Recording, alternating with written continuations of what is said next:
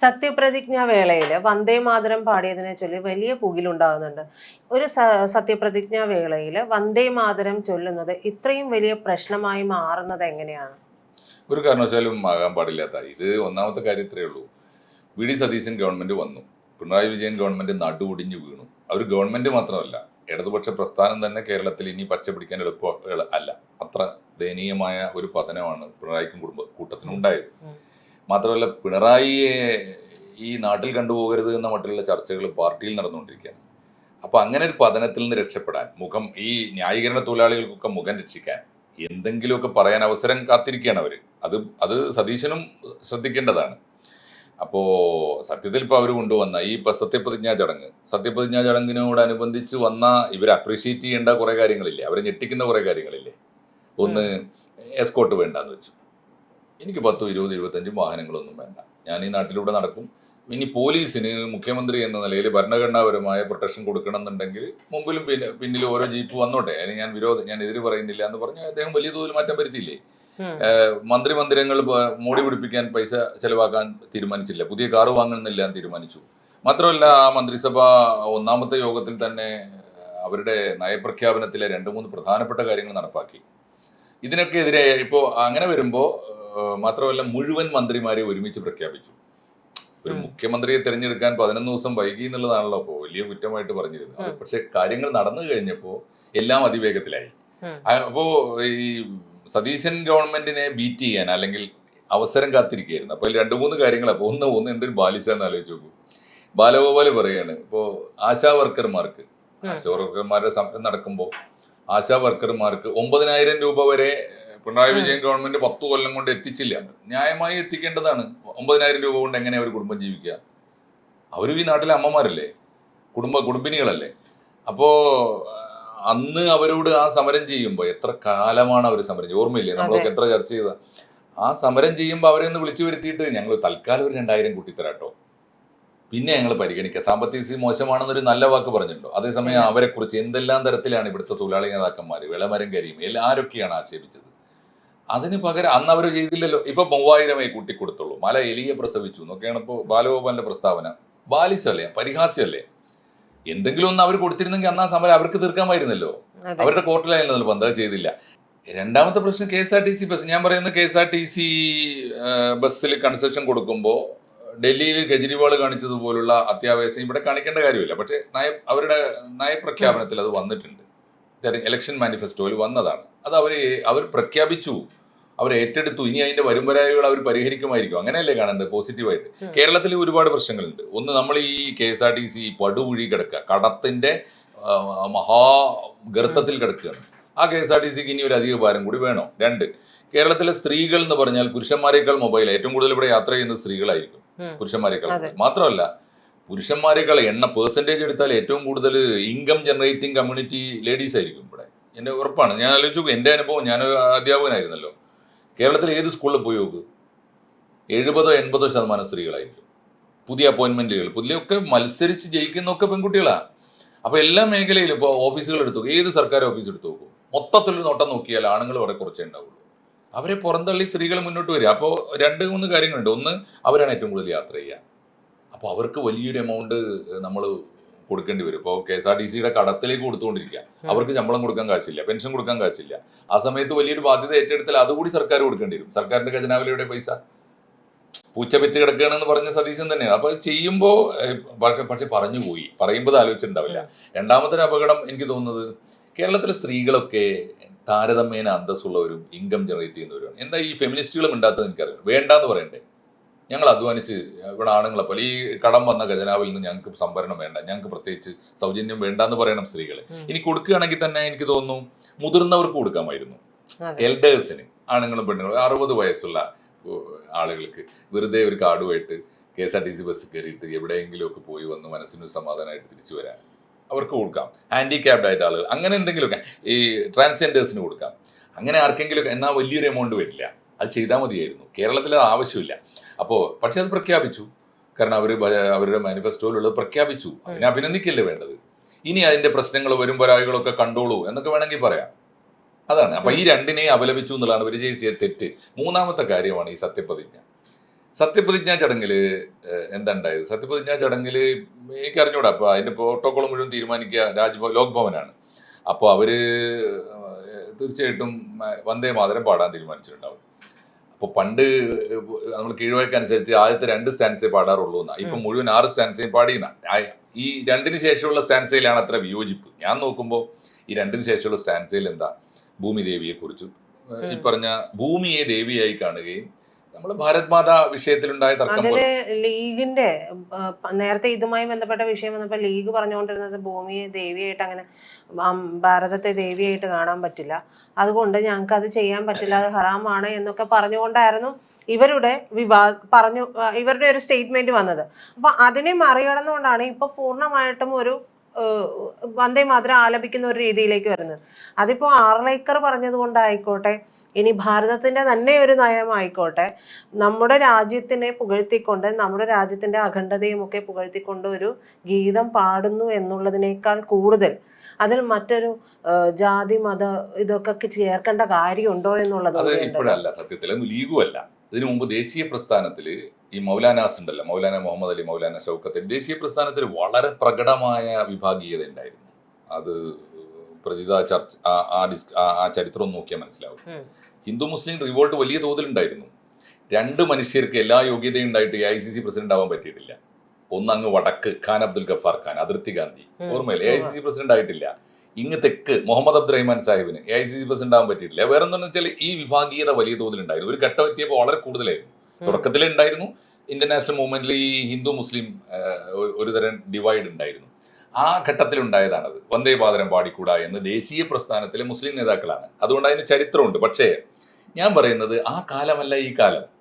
എന്തുകൊണ്ടാണെന്നറിയോ? ആരൊക്കെ മാറിയെന്നറിയോ? ഇപ്പോൾ ഇതൊരു നോൺ ഇഷ്യൂ അല്ലേ? ഇപ്പോൾ ഒരു ഗവൺമെന്റ് സത്യപ്രതിജ്ഞ ചെയ്യുമ്പോൾ രാജ്യത്തെ ഭൂമി ദേവിയെ ആരാധിക്കുന്ന മഹാഭൂരിപക്ഷം വരുന്ന മനുഷ്യർക്ക് ഭൂമി ദേവിയാണ് ആണല്ലോ, പഞ്ചഭൂതങ്ങളെ ആരാധിക്കുന്നവരാണ്. അങ്ങനെ ഒരു സങ്കല്പത്തിൽ ഭൂമി ദേവിയെ ആരാധിക്കുന്ന ഒരു പ്രാർത്ഥന ദേശീയ ഗാനത്തിൽ ഉണ്ടായി എന്നതുകൊണ്ട് എന്ത് ഇഷ്യൂ ഉണ്ട് എന്ന് ഞാൻ പറയുന്നത് അത് കാലാനുസൃതം മാത്രമല്ല. അപ്പൊ ബി ജെ പി നാട് ഭരിക്കുന്നതുകൊണ്ടോ നരേന്ദ്രമോദി നാട് ഭരിക്കുന്നുണ്ടോ ആർലേക്കർ ഗവർണർ ആയതുകൊണ്ടോ അല്ല. ഞാൻ ചോദിക്കുന്നത് ഇസ്ലാമും മാറുന്നു കാലത്തിന് ശേഷം. മൗലാന മുഹമ്മദ് അലിയും മൗലാന ഷൗക്കത്ത് അലിയും ഇന്ത്യയിലെ മുസൽമാനെ നയിച്ച കാലമല്ല. മുസ്ലിം ലീഗ് ഈ മുസ്ലിം ലീഗ് അല്ല, അഖിലേന്ത്യാ മുസ്ലിം ലീഗ് മുഹമ്മദ് അലി ജിന്നയുടെ ലീഗ് ഭരിച്ച കാലമല്ല. പുതിയ ഇസ്ലാം എന്താ ആവശ്യപ്പെടുന്നത് അറിയോ? പുതിയ ഇസ്ലാം ഗ്രീൻ ഇസ്ലാമാണ്. ഇസ്ലാമും മാറുന്നു. അവരെന്താണെന്നറിയോ? പരിസ്ഥിതിക്ക് വേണ്ടി പ്രാർത്ഥിക്കണം. ഞാൻ ചോദിക്കട്ടെ, സെമിറ്റിക് മതങ്ങൾക്ക് അകത്ത് എവിടെയെങ്കിലും ഭൂമിക്ക് വേണ്ടിയുള്ള പ്രാർത്ഥനയുണ്ടോ? മനുഷ്യർക്ക് വേണ്ടിയുള്ള പ്രാർത്ഥനയേ ഉള്ളൂ. അതിൽ തന്നെ മനുഷ്യനെ ഡിവൈഡ് ചെയ്യുന്ന പ്രാർത്ഥനകളുണ്ട്. അതിനോട് തീർച്ചയായിട്ടും നമുക്ക് യോജിക്കാൻ പറ്റില്ല. പക്ഷേ സെമിറ്റിക് മതങ്ങൾ ഒരിക്കലും ഭൂമിക്ക് വേണ്ടി പ്രാർത്ഥിക്കുന്നില്ല. ഭൂമിക്ക് വേണ്ടി പ്രാർത്ഥിക്കുന്നത് ഭാരതീയ ദർശനമാണ്, ഭാരതീയ ദർശനവും വിശ്വാസവുമാണ്. അപ്പോൾ ഭൂമിക്ക് വേണ്ടി കൂടി പ്രാർത്ഥിക്കേണ്ടതാണ് എന്ന് ഇസ്ലാമിനകത്ത് പോലും പുതിയ കലാപകാരികൾ പറയുന്നുണ്ട്. എന്നുവെച്ചാൽ പുതിയ വ്യാഖ്യാനങ്ങൾ വരുന്നുണ്ട്. എന്നുവെച്ചാൽ ഭൂമി എന്താ കാരണം എന്നറിയോ? പടച്ചോന് നമ്മൾ ഈ മനുഷ്യന് വേണ്ടി പ്രാർത്ഥിച്ച് ഇരിക്കുന്നതിനിടയിൽ നമ്മൾ അറിയാതെ ഭൂമി മരിച്ചുകൊണ്ടിരിക്കുന്നുണ്ട്. ഭൂമി മരിച്ചുകൊണ്ടിരിക്കുന്ന കാലത്ത് ഭൂമിക്ക് വേണ്ടി പ്രാർത്ഥിക്കണ്ടേ? അങ്ങനെ അതിന് അനുകൂലമായ പ്രാർത്ഥനകൾ സെമിറ്റിക് മതങ്ങളിലും വരണമെന്ന് വാദിക്കുന്നവരാ. മാത്രമല്ല ഹജ്ജിന് പോകുമ്പോൾ ലക്ഷക്കണക്കിന് മൃഗങ്ങളെ കൊല്ലുന്നുണ്ട്. അറിയാവോ നിങ്ങൾക്ക്? ഹജ്ജിന് പോകുമ്പോൾ ബലിദാനം നിർബന്ധമാണ്. ഇവിടുത്തെ ഇതായി വരാൻ പോകുന്ന ഈ ബക്രീദിന് വലിയ തോതിൽ ബലി നടക്കും. ഈ ബലിയൊക്കെ നിരോധിക്കണമെന്ന വലിയ വാദം ഇസ്ലാമിനകത്ത് വരുന്നുണ്ട്. വിശ്വാസത്തിന്റെ പേരിൽ അന്നത്തിനല്ലാതെ ഒരു ജീവിയെയും നിർബന്ധ സാഹചര്യത്തിലല്ലാതെ കൊല്ലരുത്. ഒരു ജീവിക്ക് ജീവൻ കൊടുക്കാൻ നമുക്ക് അവകാശമില്ലെങ്കിൽ കൊല്ലാനും അവകാശമില്ല എന്ന് പറയുന്ന ഇസ്ലാം വന്നിട്ടുണ്ട്. ഇതൊന്നും ഇവർ കാണുന്നില്ല. അതുകൊണ്ട് ഇസ്ലാമും പുതിയ ഇസ്ലാമിനെയും കാണണം ഞാൻ പറയുന്നത്. ഭൂമിക്ക് വേണ്ടി ഇത് നോൺ ഇഷ്യൂ ആണ്. ഇനിയുള്ള കാലത്ത് വന്ദേ മാതരം പാടി ഇന്ന് ആലോചിച്ച് നോക്കൂ. വന്ദേ മാതരം പാടി ഇന്ത്യയിലെ മഹാഭൂരിപക്ഷം വരുന്ന മനുഷ്യന്മാർ ഭൂമി ദേവിയെ ആരാധിക്കുന്നവരാണ്, ഭൂമിയെ ദേവിയായി കാണുന്നവരാണ്. ആ പ്രാർത്ഥന കൂടി ഒരു സത്യപ്രതിജ്ഞാ ചടങ്ങിൽ വന്നാൽ എന്താ കുഴപ്പം? ഇവിടെ എല്ലാ പള്ളികളിൽ പ്രാർത്ഥന നടക്കുമ്പോൾ തന്നെ ലക്ഷക്കണക്കിന് ക്ഷേത്രങ്ങളിൽ പ്രാർത്ഥിക്കുന്നതാണോ പള്ളികളിലെ പ്രാർത്ഥന? ഇതൊക്കെ പ്രാർത്ഥന എന്താ? ക്ഷേമം വരട്ടെ, നന്മ വരട്ടെ. അത് മനുഷ്യർക്ക് വരട്ടെ എന്നൊരു കൂട്ടർ പ്രാർത്ഥിക്കുന്നു, ഭൂമിക്ക് വരട്ടെ എന്നൊരു കൂട്ടർ പ്രാർത്ഥിക്കുന്നു. രണ്ടും വേണ്ടതല്ലേ? അങ്ങനെ കണ്ടാൽ മതി. അതിനെ നോൺ ഇഷ്യൂ ഇനിയുള്ള കാലം നടക്കുമെന്ന് എനിക്ക് തോന്നുന്നില്ല. ഇനിയുള്ള കാലം ഇത് വളരെ കൃത്യമായി BJP എതിരായിട്ട് എന്തെങ്കിലും രാഷ്ട്രീയമായി പറയാൻ പറ്റുമോ നോക്കുകയാണ്. BJP അനുകൂലമായി എന്തെങ്കിലും VD സതീശന്റെ ഗവൺമെന്റ് എടുക്കുന്നുണ്ടോ നോക്കി നടക്കുകയാണ്. എന്നിട്ട് നിങ്ങൾ തമ്മിൽ നെക്സസ് ആണെന്ന് പറയാനാണ്. ഒരു വില കുറഞ്ഞ ബാലിശമായ വാദമാണ്. വന്ദേ മാതരം മുഴുവനായിട്ട് പാടി. ഇനിയിപ്പോ അങ്ങനെയാണെങ്കിൽ വന്ദേ മാതരത്തിനോട് മാത്രമാണോ വിയോജിപ്പ്? ജനഗണമനയോട് വിയോജിപ്പ് വേണ്ടേ? അങ്ങനെയാണെങ്കിൽ വന്ദേ മാതരത്തെ എതിർക്കുന്ന മതപരമായ കാരണങ്ങളാണെന്ന് വെച്ചോ, ജനഗണമനയെ രാഷ്ട്രീയമായ കാരണങ്ങളെ എതിർക്കണ്ടേ? പഞ്ചാബ്, സിന്ധ്, ഗുജറാത്ത്, മറാഠ ഇത് മുഴുവൻ ഇപ്പൊ ഇന്ത്യയിലുണ്ടോ? വെട്ടിമുറിച്ച് പോയില്ലേ? ബന്ധുര അല്ലേ? ആലോചിച്ച് നോക്കൂ. വങ്കം, ആ ദേശീയ ഗാനം എന്ന് പറയുന്നത് നമ്മൾ പറയുന്നത് ജനഗണമനയൊന്ന് ഒഴിവെടുത്ത് നോക്കൂ. പഞ്ചാബ് വെട്ടിമുറിച്ചിട്ട് പകുതിയല്ലേ നമ്മുടെ പകുതിയോളമായി നമ്മുടെ കയ്യിലുള്ളൂ ഇല്ലേ? സിന്ധ് പൂർണ്ണമായിട്ട് അപ്പുറത്തല്ലേ? വങ്കനാട് എന്ന് പറയുന്ന ബംഗ്ലാദേശാണ്, അതിൽ ചെറിയ കഷ്ണേ നമ്മുടെ കയ്യിലുള്ളൂ, ഇപ്പുറത്തെ കൽക്കത്തയും ഒക്കെ. അപ്പൊ ഞാൻ പറയുന്നത് ജനഗണമനയെ എതിർത്തൂടെ? അപ്പൊ അതൊന്നും ഒക്കെ നോൺ ഇഷ്യൂ ആണ്. അതൊന്നും ഇന്ത്യയുടെ പുതിയ പ്രശ്നങ്ങളല്ല, ഒരു ഗവൺമെന്റിന്റെ വികസന പ്രശ്നങ്ങളുമല്ല. അതുകൊണ്ട് ഇല്ലാത്ത കാരണങ്ങളെ എന്തെങ്കിലുമൊക്കെ മനുഷ്യനെ രാഷ്ട്രീയമായി ഡിവൈഡ് ചെയ്യാൻ, കമ്മ്യൂണലായിട്ട് ഡിവൈഡ് ചെയ്യാൻ കാരണങ്ങൾ തേടുകയാണ് ഇവർ. അതിൽ ആ വിമർശനത്തിലൊന്നും ഒരു അർത്ഥമില്ല. ഇനി പിന്നെ ഇത്തവണത്തെ സത്യപ്രതിജ്ഞയ്ക്ക് എനിക്ക് തോന്നിയ ഒരു മാറ്റം എന്ന് തോന്നിയത് മാഷെ, BJP-യുടെ ആളുകളുണ്ടായിരുന്നു, രാജീവ് ചന്ദ്രശേഖർ ഉൾപ്പെടെ, പിണറായി വിജയൻ ഉൾപ്പെടെ എല്ലാവരും നിരന്നിരുന്നുകൊണ്ട് എനിക്ക് തോന്നുന്നു അങ്ങനെ ഉണ്ടായിട്ടില്ല.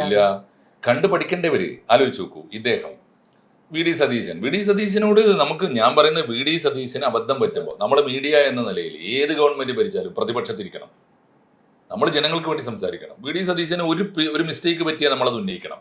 പക്ഷെ വി ഡി സതീശൻ ചെയ്ത മാതൃകാ കാര്യം എന്താ? ഒന്ന് ആലോചിച്ച് നോക്കൂ. ഇദ്ദേഹം ജയിച്ച ഉടനെ അന്ന് വരെ എതിർത്തുകൊണ്ടിരുന്ന പ്രതിപക്ഷ നേതാവിനെ പോയി കണ്ടു ഇല്ലേ? പിണറായി വിജയനെ വീട്ടിൽ പോയി കണ്ടു. പക്ഷെ അതിനും അത് പക്ഷെ ഒരു എന്താ പറയാ, ഒരു സമരസപ്പെടാൻ വേണ്ടി അതൊന്നുമല്ല. ജനാധിപത്യ മര്യാദയാണ്. ജനമാണ് യജമാനൻ. ഇന്നലെ തണ്ടിലേറ്റിയ ഭവാൻ അല്ലേ?